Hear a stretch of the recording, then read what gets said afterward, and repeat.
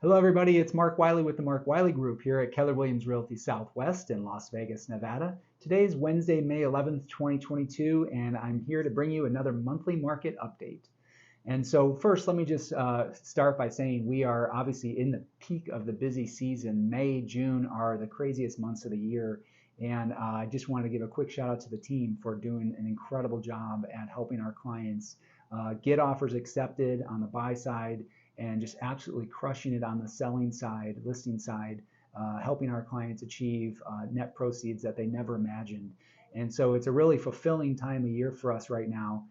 But we also know that the market has been shifting, and we're on the tail end of what has been an incredible 2-year run with the housing market. And so, when I say it's coming to an end, I just mean the frenzy, the craziness of it has really started to subside these last couple months, mostly the last 4 weeks. And some will cry recession and that it's all doom and gloom and the housing market's going to crash. Most of us are taking a deep breath and saying, finally, this can calm down a little bit. I mean, we have just been going a million miles an hour with price increases and the movement of the market, and it had to slow down at some point. And so, if you've been watching what the Fed has been doing with the Treasury rates, we've seen that they've now increased them again a few weeks ago by a half a point. And what that's doing to the mortgage rates is it doesn't move in 100% in alignment. So if the Treasury is raised by half a point, it doesn't mean that mortgage rates raised by half a point, but it is in alignment in the sense that they're going to continue to increase the mortgage rates as they anticipate that the Fed will raise the Treasury bond rate. And so today we're hovering around 5.42. The beginning of the year we were around 3.25, 3.5. And so we've seen a dramatic increase in the mortgage rates, which is slowing down our buyer demand, but it's not putting a halt to the market. And so the audiences most impacted, again, I think I covered this last month, was first-time home buyers and smaller investors who are leveraging their own product, their own homes to buy a second home. Those interest rates have now gone up pretty high, and it's just not as lucrative of an investment for some investors. So they've stepped aside. But we still have plenty of people who are relocating. We have deaths, unfortunately. There's inventory on the market, and it's continually growing. So this time last year, we were at around 2,000 homes on the market. Today, we're at around 2,700 homes on the market, just shy of 27. And so that's good news. I told you the buyers finally feel like we have time to go look at homes again, or we can write an offer that's not 50,000 over asking. Are those still out there? Absolutely. The homes that show really well and have a polished look, they're going to get top dollar. But if your home is kind of in the middle of the road condition, we're heading into that market shift where buyers will start to be critical of your home again. And so if you're not sure where you fall in the mix, or if you're thinking of selling in the next 12 months, don't take it for granted that you're just going to put your house on the market and it's going to sell in a day or two like it has been the last 2 years. We're seeing more homes sitting for that 30-day, 60-day benchmark, and we haven't seen that in quite some time. Our investors are finally feeling like they can get back out there and look for a fix and flip again, which is very, very rare. But we found two just in the last week. And so the point of all that is the market is going to continue to move. There will always be sales.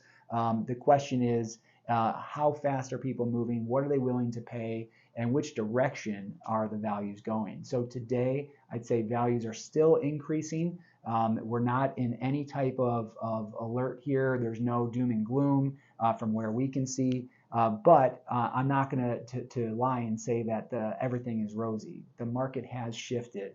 And if you are on the fence or you're trying to time the market, I'd say every week you wait, it just gets riskier and riskier and riskier.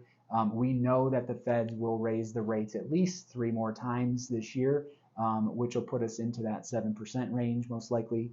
And so sellers beware, the longer you wait is the story there.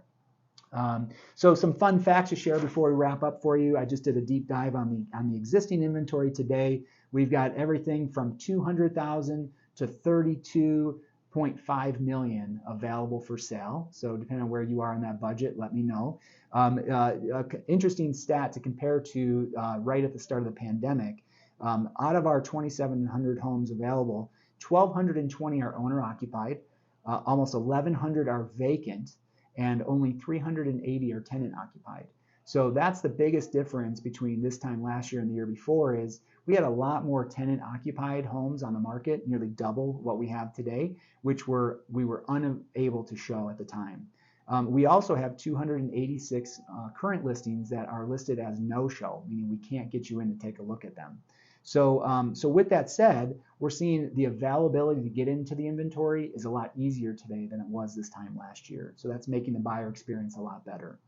The buyer audience, speaking of which, if you look at the last 30 days, we had 50% were conventional buyers. That means they were putting anywhere from 5 or 10% minimum to, I've seen most of my conventional buyers are putting 20 to 50% down. And then we have 35% cash buyers, and then FHA 7%, VA 7.5%. And then the other 3% was roughly others. So 1031 exchange primarily was about 40 transactions in the last month. So what I get from that is we're still seeing highly qualified buyers coming in with all cash or a significant portion of cash and financing, not necessarily all of them financing 97% of the deal. So that's a good outlook as to the health of the housing market is still very strong. If you guys have other questions about your home, where it falls in your price category as far as competition, if you're trying to time the market to sell, let's have a conversation today.